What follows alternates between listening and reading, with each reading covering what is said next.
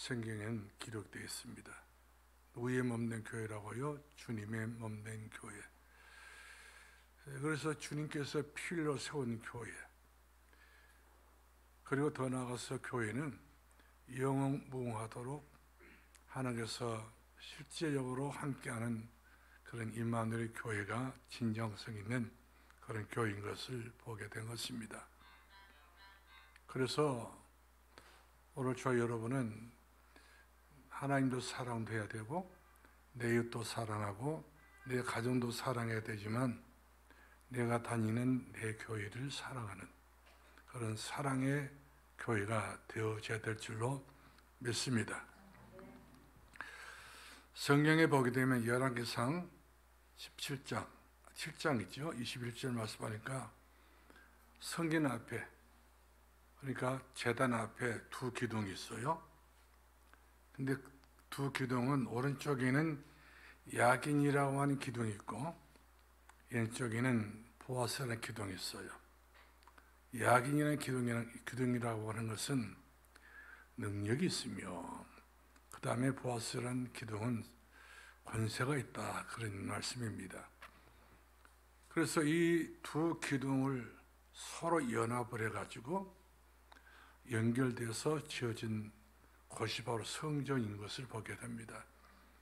우리가 베드로전서 2장을 보게 되면 산돌이라고 하는 것은 그 집인데, 산돌의 집은 서로 돌과 돌끼리 연결하고 연합을 해서 산돌 교회 건물이 세워지게 된 것처럼 솔로몬의 성전도 이와 같이 주량, 양쪽에 있는 기둥을 주량이라 불러요.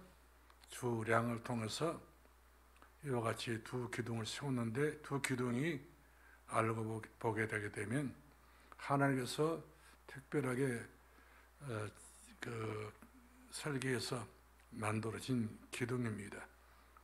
그렇기 때문에 어떤 교회를 가서 보게 되면 성전 바로 강도성 옆에가 기둥이 둘이 있는 교회가 또 없지 않아 여러분들이 또 발견했을 거예요.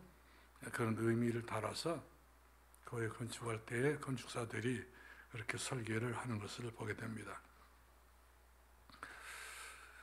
특별히 우리가 교회를 사랑하자, 이 말은, 교회를 사랑한다는 말은 뭐 교회당이라 할 수 있겠죠.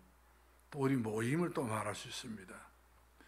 우리 모임, 난 사랑하는 사람이 교회가 되기 때문에 이 모임 회중이 바로 교회 회중이라고 할 수 있고, 또 이 건물 자체가 교회 당이라고 하기도 하고 예배 당이라고도 하기도 합니다.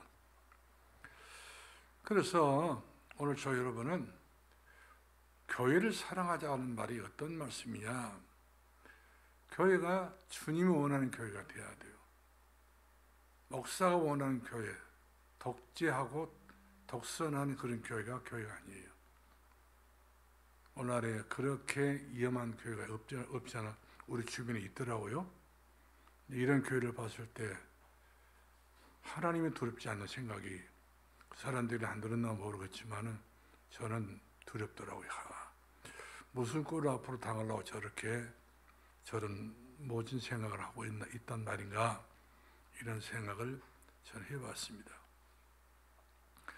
그만큼 교회라고 하는 것은 세상 속에 있지만 이 세상 속에서 가장 거룩하게 구별된 곳이 바로 교회라는 것이죠. 절간이라든지 이런 무속인들이 꾸미고 있는 신당이나 이런 것은 더러운 귀신들이 자리 잡았던 것이고, 하나님의 교회라고 하는 것은 하나님의 신성이 역사하는, 하나님의 신령과 진정으로 역사하는 그런 이제 거룩한 곳이 바로 교회라, 이렇게 말하지 않을 수 없습니다. 그래서 우리가 일명 교회를 성전이라 이렇게 부르게 되죠. 우리가 고린도전서 3장 16절 말씀하니까 너희가 하나님의 성전인 것과 너희 안에 하나님의 성령이 계신 것을 알지 못하느냐. 그만큼 눈에 보이는 성전도 성전이지만 내 자신도 뭐예요? 성전인 거예요. 그리고 내 자신 속에 누가 계신 거예요? 바로 내 인생의 주인 되신 하나님이 계신다는 사실이죠. 그래서 교회를 사랑하는 사람은 항상 은혜 속에 사는 사람인 것을 보게 된 것입니다. 여러분에게 한번 질문하겠는데 은혜가 뭔가요? 은혜. 카르스라 할 수 있는데 이 은혜를 받으면 사람이 변화를 받습니다. 옛사람이 변해서 새사람으로 변화받습니다. 이전 것은 다 지나가 버리고 보라 내가 새사람이 되었노라. 새사람, 새로운 인격을 가지고 새로운 그런 그리스도의 중심으로 살아가는 사람을 가리켜서 은혜 받은 사람이라 이렇게 말을 할 수 있겠습니다. 제가 해남 고등교회 심었을 때에 늘 그 산비탈, 학봉이라고 하는 산비탈에 그 싸우는 두 부부가 있어요. 두 부부는 교회에 아주 중요한 중재입니다. 장로 가정이죠. 근데 두 부부는 끄떡하면 이놈 저놈하고 이 자식 저 자식 인연 전혀로 싸우나. 그러면서 돌도 던지고 그 돌이 많다 보니까 아마 다윗처럼 돌 던지는 선수가 된지 모르겠지만 부부끼리 그렇게 싸워요. 그래서 어머니 되신 권사님께서 저에게 와가지고 목사님, 그때 제가 전사했는데 전사님, 우리 아들하고 며느리하고 하나님의 은혜 좀 받게 달라고. 하나님의 은혜를 목사님 끼쳐야 되지 않겠는가 이렇게 주문하길래, 은혜는 자기가 사모를 해야 은혜를 받는 것이지, 은혜는 자기가 사모치 못하게 되면 아무리 백날 천날 은혜가 내게 가까이 와도 내가 받아들이지 못하게 되면 아무 소용없어요. 그래서 우리가 예배 성공은 은혜를 사모하는 성공이 되어야 된다, 그런 말씀을 드리고 싶습니다. 그래서 너도 새로워지고 나도 새로워지고 모두 다 새로워질 수 있는 가능성을 열어놓고 신앙생활 할 수 있는 것이 바로 거룩한 하나님의 교회인 것을 보게 되지요. 그래서 교회의 원래의 목적이 바로 뭐냐? 교회의 원래의 목적은요, 살리는 것이에요. 복음 아니면 절대 살릴 수 없기 때문에 요한복음 3장 10절 말씀을 들어서 하나님은 너희를 사랑한다. 그 사랑의 증거로 그리스도를 보내시는 누구든지 예수 그리스도를 믿으면 멸망치 않고 영생을 얻게 하려 하십니다. 그렇기 때문에 이 교회의 목적은 복음 전파예요. 그러면 우리가 언어상으로 교회를 표현할 때에 에클리시아로 불러요. 헬라 언어로 에클리시아. 에클, 이것은 부른다는 말이 되는 것이고, 레시아는 모인다는 것이에요.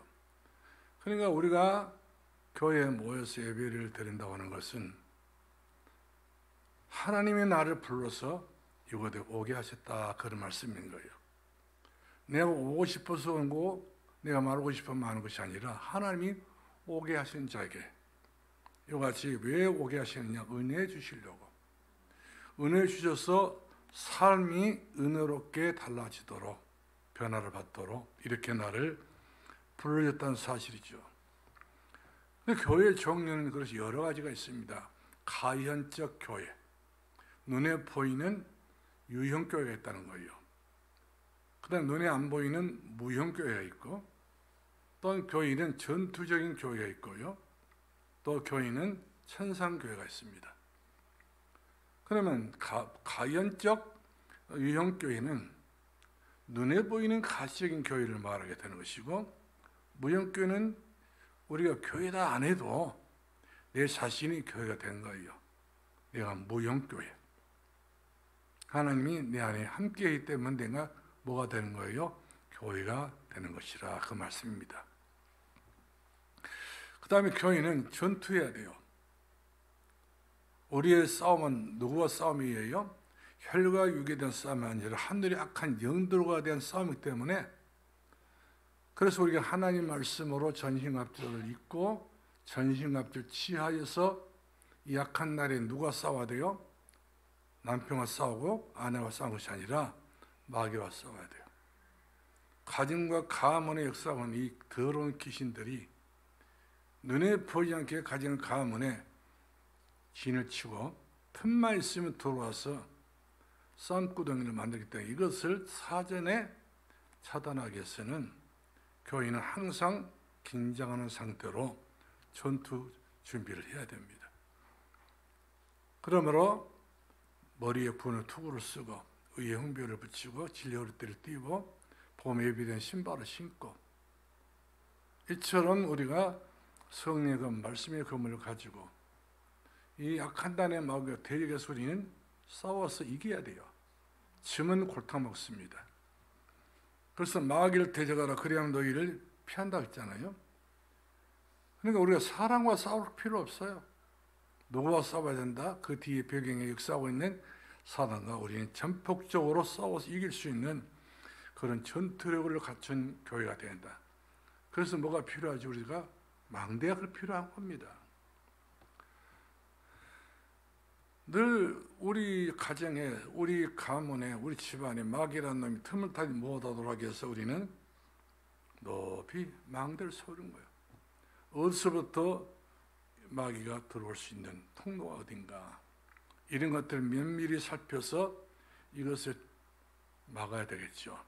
마귀가 들어올 수 있는 통로를 막아야 된다. 누구 이름으로요? 예수 그리스도 이름으로 막아내야 된다고 하는 사실인 것입니다. 그래서 성도들은 교회가 늘 모이기를 힘을 써내야 된다는 사실이죠. 우리 성경 전반부를 다 봤을 때에 모이기를 힘을 쓰고 모이기를 힘을 쓴다. 이 말은 우리 자꾸만 예수님과 가까이 와야 예수님의 은혜를 받지 예수님과 자꾸만 우리가 이와 같이 사람 생각처럼 멀어지게 되게 되면 이런 사람들은 일주일도 못 가서 자기 인생의 본색이 다 나와요. 그래서 사람은 제일 중요한 것은 뭐가 바꿔져야 되냐면 내가 타고난 것은 안 바뀌어져요. 그러나 천성이 바뀌어요. 천성. 이런 것이 쉽사리 바뀌어져 있을 수는 없다는 사실이죠. 아무리 내가 갈라디아 2장 10절 되고 싶어도 안 죽어요. 빨리 죽어버리면 되는데 빨리 안 죽습니다. 이것들이 도로 살아나고 도로 살아나서 이것들이 나에게 엄청난 가시가 되고 이런 것들이 나에게 신앙생활에 말할 수 없는 장애가 되고 마는 것을 보게 된 것입니다. 그래서 우리 사도행전을 보게 되면 사도행전 우리가 초대교회는 예수 그리스도를 구주로 믿고 하는 자녀가 되고 구원받고 변화를 받았지만 이들이 전폭적으로 변화를 받지 못했어요. 변화를 받지 못했습니다. 그냥 예수 믿고 구원받는 것으로만 좋겠지 자기의 인생의 성향이라든지 모든 것이 이와 같이 변화가 없었다는 사실이죠. 그렇기 때문에 이들은 선교라든지 또 더 나가서 우리 그 주변에 살고 있는 모든 이방이라는 이런 사람들은 용납이 안 되는 거예요. 철저한 이런 종교 심리를 가지고 철저한 이런 전통과 그런 제도를 가지고 자기를 오픈하지 못하고 늘 자기를 이처럼 가둬두고 마는 것을 보게 된 것입니다. 이들은 좋은 일도 많이 했어요. 예수님께서 가르쳐 주신 대로 좋은 일도 많이 했습니다. 사도행 2장 46절 말씀하니까 날마다 마음을 같이하여 성전에서 모이기를 힘을 썼다. 그렇게 힘을 썼지만 변화가 그렇게 쉽게 되지는 않더라 이 말이에요. 그래서 사도 바울이 히브리서를 보니까 경고를 했잖아요. 모이기를 피하는 그 어떤 사람들의 습관처럼 하지 마라. 그러니까 모이는 것이 습관인 거예요. 은혜로 모이고 은혜를 사모하고 모이고 은혜를 갈급한 마음으로 모여야 되는 것인데 습관이 되다 보니까 결국 식상으로 신앙생활이 이렇게 연명되어 있는 것을 보게 된 것입니다. 그래서 모여서 교회는 해야 할 일이 꼭 있어요. 세 가지가 있는데 그 세 가지 바로 뭐냐? 하나님께서 원하는 예배를 드려야 돼요. 하나님 찾는 예배를 드려야 된다는 사실이죠. 그리고 하나님께서 우리에게 요구하시 바로 기도입니다. 무시로 정시로 성령 안에서 기도하라 했잖아요. 기도하는 거예요. 그리고 너희는 가서 모든 족속으로 모든 이방인으로 가서 또 사마리아 땅까지 가서 이 복음을 증거하는 증인이 되라 이렇게 말씀하고 있는 것을 보면은 선도와 선교를 지적해 주고 있는 것을 우리가 보게 된 것입니다. 이런 것도 모여야 되지 안 모이면 안 됩니다.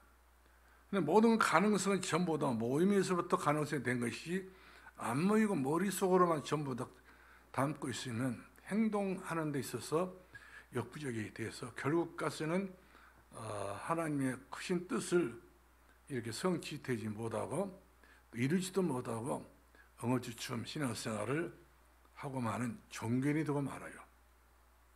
제일 안타까운 것은 복음을 가장 눈앞에 두고도 내가 종교인의 타락을 종교인의 모습을 내가 벗지 못하게 되면은 우리는 신앙생활이 날마다 향상될 수가 없어요. 그래서 우리가 다시 한번 교회를 살펴보게 되는데 지구상에서 가장 순수한 것이 바로 어디냐? 지구상에서 가장 거룩한 것이 어디냐? 바로 교회입니다. 대학도 아니에요. 병원도 아니에요. 가장 하나님께서 보시기에 사람 보기에 가장 거룩한 것이 어떤 것이냐? 그 교회란 사실이죠. 오늘날에 많은 교회들이 많은 사람들이 입에 오르내리는 입방감이 되고 많은 것을 보게 된 것입니다. 왜 교회는 변화가 없느냐? 왜 교회는 교회답지 못하냐? 답지 못하기 때문에 교회가 사회 지탄의 대상이 되고 교회가 그 동네에 들어와서 세워지려고 해야 되면 동네 사람들이 막지 않습니까? 적극 환영을 적극 이와 같이 협력이 돼야 되는데 막아요. 그만큼 교회가 이 땅에서 덕을 세우지 못하기 때문에 그런 참 참담한 모습들이 드러나는 것을 보게 된 것입니다. 그러면 왜 하나님의 교회가 거룩하냐? 하나님께서 원래 세울 때 하나님께서 교회를 거룩하게 세웠어요. 아무 흠과 점이 없는 예수 그리스도의 피로 말미암아서 내 교회를 세운다고 했잖아요. 베드로의 신앙 고백을 통해서 네 믿음, 그 믿음을 하나님 주셨는데 그 믿음으로 내 교회를 세우겠다. 너는 베드로라. 그렇기 때문에 예수님이 거룩하신 분이기 때문에 교회도 역시 마찬가지로 거룩성, 거룩해야 해야 된단 말이에요. 다른 것을 이야기하면 안 되죠. 교회 역사를 자랑한다든지 교회 크고 작은 것을 자랑한다든지 이런 것을 자랑거리가 아니고 교회는 한마디 말하면 하나님이 거룩하신 분이기 때문에 하나님 모시는 교회는 하나님 보시기에 거룩한 교회가 되어져야 한다는 사실이죠. 그래서 우리가 히브리서 13장 12절 말씀 주목해 보면 예수님도 자기 피로서 백성들을 거룩하게 하시려고 성문 앞에 나아가 고난을 당하셨느니라. 자기 백성들을 성결하게 하기 위해서, 자기 백성을 거룩하게 하기 위해서 예수님께서 이와 같이 영문 밖에 나가서 일처럼 고난을 당하셨다 이렇게 말씀해 주고 있는 것을 보게 된 것입니다. 그렇기 때문에 이런 중요한 교육 때문에 성도들은 베드로전서 1장 16절 말씀을 서로 기여해야 돼요. 누구는 덜 귀하게 여기고 누구는 아주 귀하게 여기고 이런 것이 편파적이지 않습니까? 교인은 한마디로 공정해야 됩니다. 그리고 교인은 한마디로 말하면 누구든지 전보다 올 수 있는 문턱이 낮은 교회.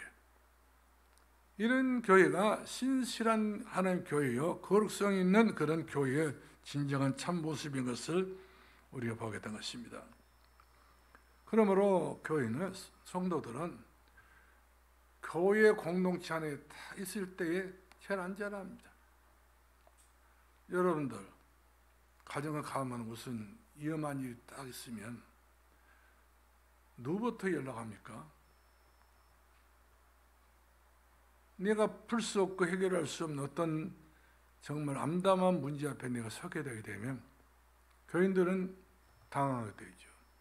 해결이 안 보이고 대책이 안 보이다 보니까, 그래서 목사인 저에게 전화를 해요. 지금 이런 상황을 어떻게 내가 해야 되겠습니까? 이것은 인생 문제가 바로 보통 만만한 문제이기 때문에 이 문제를 해답을 얻기 위해서 누구한테 전화한다고요? 담임 목사한테 전화하는 거예요. 어떻게 하면 좋겠는가? 이것은 참 지혜로운 생각이라 저는 믿어주고, 그리고 어떻게 보게 되면 자기 교회 담임 목사를 신뢰하고 있다는 사실에 대해서 고맙게 생각이 들 때가 있어요. 하나의 강릉산에서 설교하는 그런 설교자가 아니라 교인들이 일거수일투족을 전부 돌보고 돌아볼 수 있는 그런 주의 종으로 알고 있기 때문에 이와 같이 가정사의 모든 어려운 부분도 대화가 될 수 있는, 또 포럼이 될 수 있는 상도를 알고 전화해 주심에 대해서 고맙게 생각을 하지 않을 수 없다는 사실이죠. 그래서 우리가 교회 안에 있다고 하는 것은 사도행전 2장 42절 말씀 보니까 사도의 가르침을 받고, 초대교회 성도들이 많이 아는 사람들이 많았어요. 시험도 많았어요. 경험도 많았어요. 그러나 그 중에서도 불구하고, 그런 중에도 불구하고도 사도의 가르침을 받아 한 번 더 기도를 더 했고, 한 번 더 미래에 대해서 더 잘 알고 있고, 한 번 더 영적 체험을 했고, 한 번 더 이와 같이 내가 모르는 부분도 이처럼 체험했기 때문에 주의 종에게 이렇게 가르침을 받게 된 것을 보게 돼요. 똑같으면 가르침 받을 필요 없지요. 어딘가 모르게 다르다. 다른 게 바로 뭡니까? 바로 지도자로서 하나님께 특별히 세운 주의 종이기 때문에 이와 같이 사도의 가르침을 받아 이처럼 성도를 돌아보는 이 관심사가 예사롭지 않다고 하는 사실인 것입니다. 그래서 서로 교제하고 떡을 떼며 오로지 기도하기를 힘을 썼다. 그의 모든 해결책은 바로 오로지 기도하는 거예요. 사도의 가르침을 받고, 그리고 떡을 떼면서 예수 그리스도의 그 살과 피, 그 엄청난 구속사의 그 은총을 누리면서 서로 기도하기 힘을 쓰는 거예요. 기도하기 힘을 썼을 때 그 심령은요, 벌써 응답을 이미 받은 겁니다. 오는 응답을 이미 스스로가 확인되기 때문에 두려워하지 않고 염려가 앞서지 않고 그저 하나님의 인도만 받는 그런 신앙의 인의 모습을 보게 된 것입니다. 그런데 그 중에는 이렇게 사도 가르침을 받는 것이 원칙 중에 최고의 원칙이고 바람직한 신앙생활의 자세인데, 그렇지 못한 분들이 계셔요. 항상 자기 생각이 옳아요. 그리고 자기 주장이 딱 맞습니다. 자기 생각에 딱 맞는 거예요. 뿐만 아니라 아주 자기 성향이 너무 강한 사람들은 사도의 가르침을 그렇게 달갑게 받아도 달갑게 여기지 않아요. 아멘이 없어요. 그러다 보니까 항상 갈등 속에서 이처럼 힘들어하는 모습을 보게 되죠. 그 다음에 영적 문제가 있는 사람일수록, 내가 영적 문제가 있다, 이런 사람일수록 사도의 가르침을 받는데 더디 받는 것을 보게 돼요. 안 받으려고 그래요. 오히려 때로는 대들려고 하고 달려들려고 하고, 그리고 자기 고집불통을 이와 같이 부리게 된 것을 보게 되죠. 그 다음에 신비주의자가 있어요. 아주 극단적인 신비주의라든지 불건전한 신비주의자들 가운데 보게 되면 이런 사람들도 마찬가지로 사도의 가르침을, 주의 종의 가르침을 안 받습니다. 우리가 몇 년 전에 한 거의 20년 거의 다 될 것 같습니다. 설화 2차 사시문 중 한 분이 이 엄동산은 그 추운 겨울철 또 하얀 한복 입고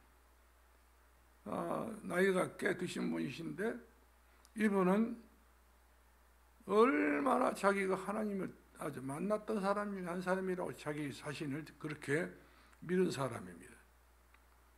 그런데 어느 날 이분이 저에게 목사님, 제가 성가대를 쓰고 싶다고 하더라고요. 성가를 쓰려고 하니까 하나님 나에게 곡을 많이 줬다는 거예요. 지금 성가대에서 찬양하고 있는 찬양은 한마디 말하면 그렇게 별로 은혜가 안 되는데 자기가 지었던 이 찬양곡은 너무 은혜가 된다는 거예요. 그래서 한 번은 곡을 주길래 봤더니 유행가 가사를 다 집어넣었어요. 네? 찬송가에다 유행가 가사를 그럼 집어넣고 그 다음에 뭐 그냥 저 푸른 초원 위에 그림 같은 집을 짓고 이 찬양대에서 그런 노래 부르게 되면 누가 은혜 받겠습니까? 네? 그리고 아리랑 아라리요 쓰리랑 아리랑 곡을 집어넣어서 또 없어. 이래가지고는 다음 주일날 꼭 이 노래로 성가대에 했으면 쓰겠다 입어가지고 저한테 곡을 갖다 준다니까요. 성가대 원들이 전부 싫어하니까 나를 막 그냥 못살게 하는 거예요. 하나님이 이 곡을 줬다는 거예요. 야, 하나님께 곡을 줘도 유행가를 주냐 이 말이거든요. 찬송가 다 놔두고 여러 가지 뭡니까 성가가 다 성가의 찬양곡이 다 있는데 그걸 다 놔두고 그것만 주냐 말이에요. 그런데 내가 신청 번영도 않다 보니까 이분이 자기에게 이제 산돌교회는 다 끝났다는 거 이야기를 하고는 나는 떠나요 하고 이렇게 교회를 떠나는 것을 전해봤습니다. 그런 사람이 교회에 덕을 끼치는 것이 아니라 교회에 악을 끼치는 것을 볼 수가 있어요. 그래서 저는 그래요. 교회라고 하는 것은 무엇보다 중요한 것은 전부 다 일가성이 있어야 돼요. 일가성. 위에서부터 밑에까지 쭉 흐름이 있어야 돼요. 강당상의 흐름 자체가 전부 다 우리 성도들의 미래와 장래가 다 결정되어 있는 그런 응답이기 때문에 여기에 다른 것을 섞을 수가 없는 거예요. 아무리 자기 자신은 이런 곡이 좋다고 말해도 이것은 하나님이 받지 않는 그런 유행가 가사니까 안 되지. 자기는 그것이 하나님 주셨다고 이야기를 하니까 이런 사람들은 교회에서 용납이 안 되는 거죠. 이런 분들이 왕왕 있습니다. 그리고 교회다가 뭐 좀 했는데 하나님께서 다시 이것을 나에게 생각을 하게 만들어가지고 교회에 헌금했던 것을 청구한 사람도 있어요. 가져오라는 거예요. 하나님 그렇게 응답받았다고. 하나님 줬다가 뺏었다고 하는 건 아니겠어요? 이런 사람들이 보게 되게 되면 신앙생활이 그렇게 지저분하고 그리고 고상한 신앙이 아니고 거룩한 신앙생활을 하는 것을 제가 못 봤습니다. 그러면 여러분 진정한 교회가 없는 나라가 있잖아요. 진정한 교회가 없는 동네를 보시면 그 동네와 그 나라와 그 민족은 전부 다 저주와 재앙 속에 몸살이를 치고 또 몸살을 치고 어떻게 할 수 없는 그런 고난과 저주와 재앙을 당하는 것을 보게 돼요. 특별히 우리가 북한 보십시다. 같은 한반도지만 딱 갈라서 북한 쪽을 보게 되면 북한은 완전히 지금 이제 그 교회로서의 그 나라로서의 그 존립해야 될 그 이유가 없는 그 북한이에요. 그 백성들을 전부 다 학대하고 노동력을 차치하고 그리고 수많은 남자는 여자들이 다 군대로 다 내몰려가지고 여자들은 8년 복무를 해야 된다네요. 남자는 12년 복무를 해야 되고 태어나가지고 이 군대로 말미암아서 이렇게 청춘을 보내버리는 그런 경우가 없지 않아 또 있는 것을 보게 되죠. 교회가 없으니까 그런 거예요. 거기는 단순히 김일성 우상화. 그래서 김일성 우상에 손가락질만 해도 그 사람 바로 총으로 쏴서 총살시키게 된 것을 봅니다. 그 다음 모슬렘권. 아주 이 모슬렘권은 복음이 전혀 없어요. 알라 신앙이잖아요. 이들은 한 손에 코란을 들고 한 손에 칼을 들었어요. 그러니까 코란을 대적하는 사람은 무조건 목을 펴서 이처럼 그 사람을 죽이는 그런 종교예요. 무서운 것입니다. 완전히 율법이 이는 이대로 너는 논대로 전부 이와 같이 이렇게 그 보복을 하기 때문에 그것이 마치 그 종교가 옳은 것처럼 여기는 백성들을 보게 되면 참 불쌍하기 짝이 없습니다. 그리고 중요한 것은 아프리카 사람들 봅시다.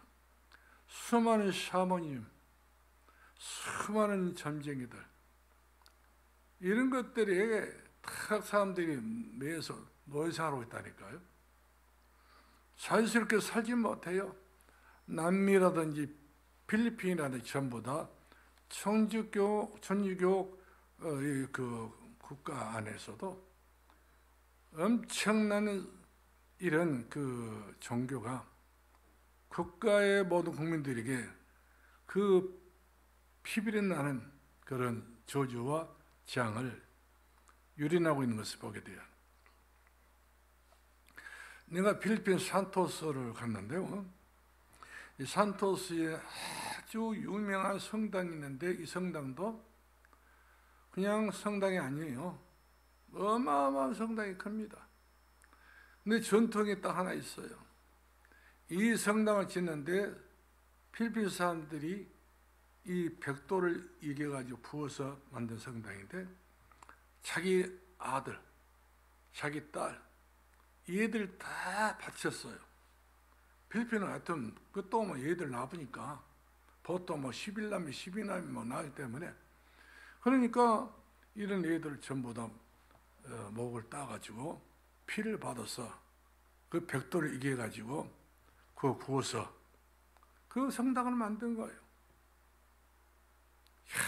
이 종교라고 하는 것은 이처럼 사람들의 생각과 이성을 전부 다 흐리게 만들어가지고 자기들의 그 목적한 자기의 뜻을 이루기 위해서 무고한 생명들을 이처럼 그 앗아가고 있는 것을 보게 된 것입니다.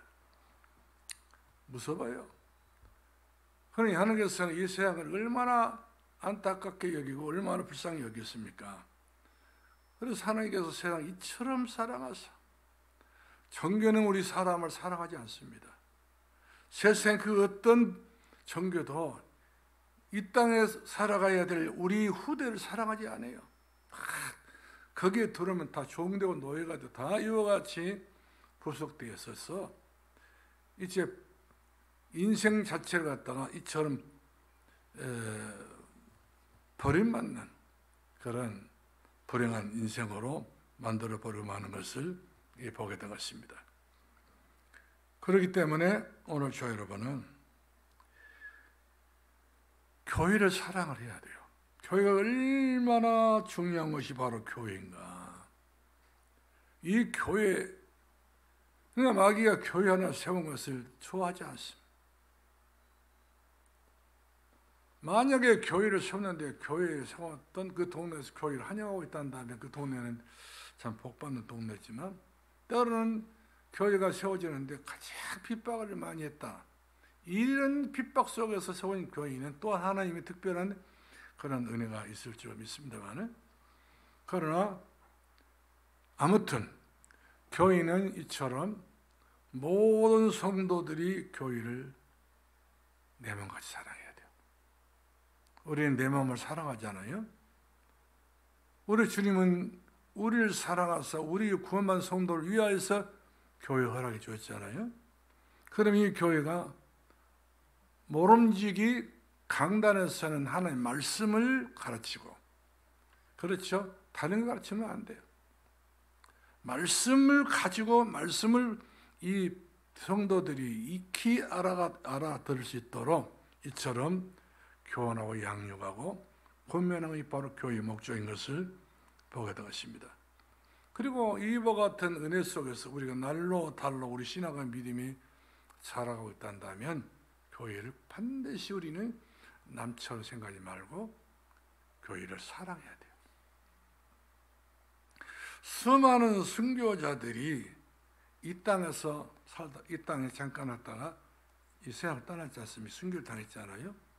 이들이 무엇 때문에 그렇게 순교를 당했습니까? 우리가 충청남북도 제암리 교회가 있는데 이 교회는 감리교회인데 말이에요. 일제 때 이 교회를 지키기 위해서 그 성도들이 교회 안에서 예배를 드리는 일반 사람들이 교회 주변에 옛날에는 전부 이렇게 볏집으로 이렇게 예배당을 이렇게 지었단 말이에요. 기아집이 아니라. 거기다 기름을 부어가지고 불 질러버려서 그 안에서 거의 한 100여 명이 몰살을 당했죠. 몰살을 당한 이들이 한 사람도 튀어나오지 않고 그 얼마나 하나님을 찬양하고 하나님 앞에 영광을 돌렸던지 일본 사람들이 놀래버린 거예요. 그러니까 하나님이 진정으로 사랑하는 사람들은 교회와 함께 같이 순교를 당해버린 거예요. 그리고 수많은 선교사들이 왔는데 복음 가진 선교사들은 이 땅에서 와가지고 발도 붙이도 못하면서도 이와 같이 그들은 성책을 던져주면서도 한 영혼이라도 구원하려고 그렇게 몸부림을 쳤는데 그 사람들이 목적이 바로 교회를 세우는 거예요. 그러므로 교회라고 하는 것은 그래요. 그 지역성에, 그 지역의 성에 발전하느냐 못하느냐, 여기 흐름 자체는 교회가 있냐 없냐가 달려있어요. 동네도 마찬가지. 옛날 동네, 저희 동네도 옛날에 우리 동네만 그 대성교회가 있었는데, 우리 할머니 세웠던 교회 있었는데 주변에는 교회가 없어요. 교회가 없는 데는 아주 깝깝하고 답답하고 생을 지내고 제사만 지내고 완전히 아주 핫도빵 겨울이 되면 완전히 동네가 어선해가지고 싸움구덩이가 되고 완전히 저주와 재앙에 불꿀 특히 끄고 있다니까요. 안 되는 것만 꽉 차버린 거예요. 근데 교회가 있는 동네는 달라요. 그래서 안창호 선생님이 그랬잖아요. 경찰서 100개를 지는 것보다는 하나님의 교회 하나 세운 것이 더 낫다. 교회의 그 존재 가치가 얼마나 중요한 것인지. 그렇기 때문에 우리가 지금 살아가고 있는 우리 지역도 보통 만만한 지역이 아니지 않습니까? 오래 사신 분들은 아실 거예요. 이 지역이 만만한 지역이 아니고 그냥 이렇게 뭡니까 너무나도 쉬운 지역이 아니에요. 얼마나 참 사람들이 처음에는 악독하고 불의하고 너무나도 볼 수 없을 정도로 이와 같이 잔인한 동네예요. 이것은 사람이 그렇게 한 것이 아니라 그 뒤에 사단의 배경을 갖고 있는 사람들이 교회를 향해서 그만큼 못된 짓을 다 하게 됩니다. 저에게 막 칼을 들고 낫을 들고 도끼를 들고 꽃갱이자리를 들고 말이요.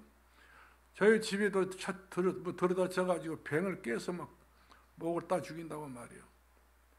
이런 그 핍박 속에서도 교인은 존립을 해야 돼요.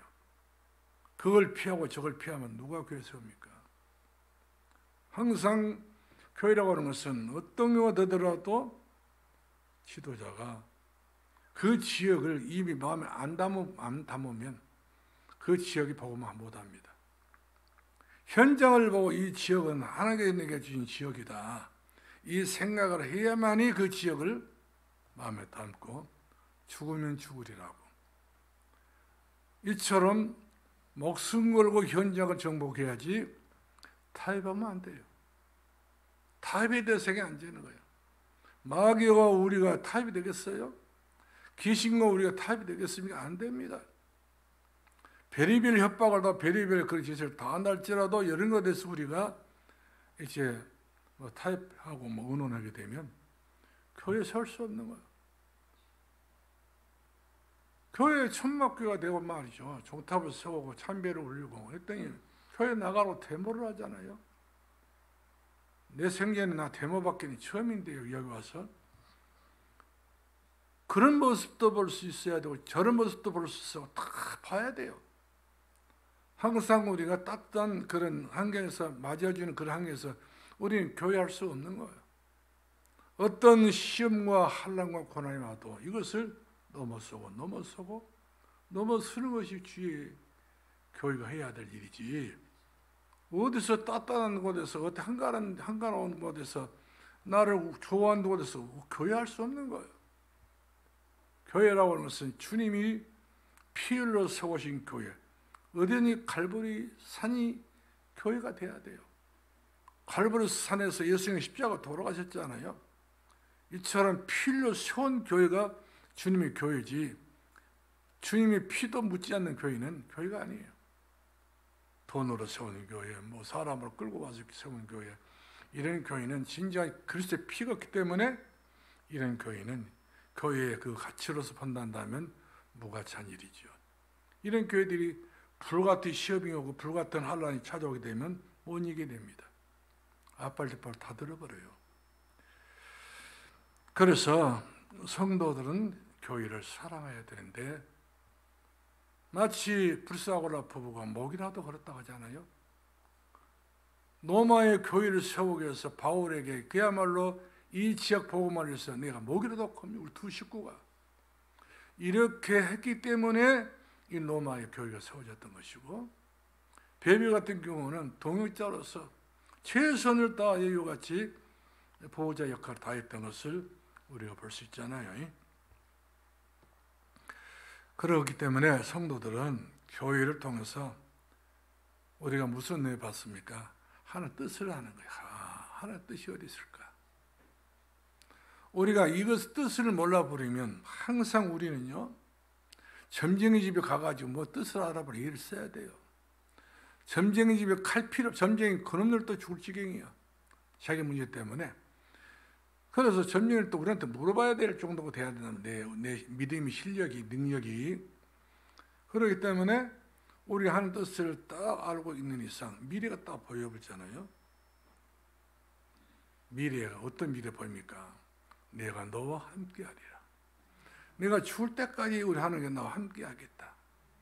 언제든지 하나님께 이와 같이 나와 임마누엘로 함께하겠다. 이렇게 우리에게 약속해 주셨습니다. 이것이 언약인 거예요. 이거 약속인 것입니다. 그래서 우리 찬송을 부르잖아요. 편찮은 주님의 사랑과, 이 편찮은 하나님의 사랑인 거예요. 이 사랑을 가진 성도들은 또 내 마음, 내 신앙도 편치 않아야 됩니다. 항상 일관성 있게 쭉 가는 거예요. 시종일관. 갈렙이 시종일관 자기가 바로 큰 인물이 될 수 있었지만 그러나 이 여호사에게 다 맡겨버리고 자기 길을 가잖아요.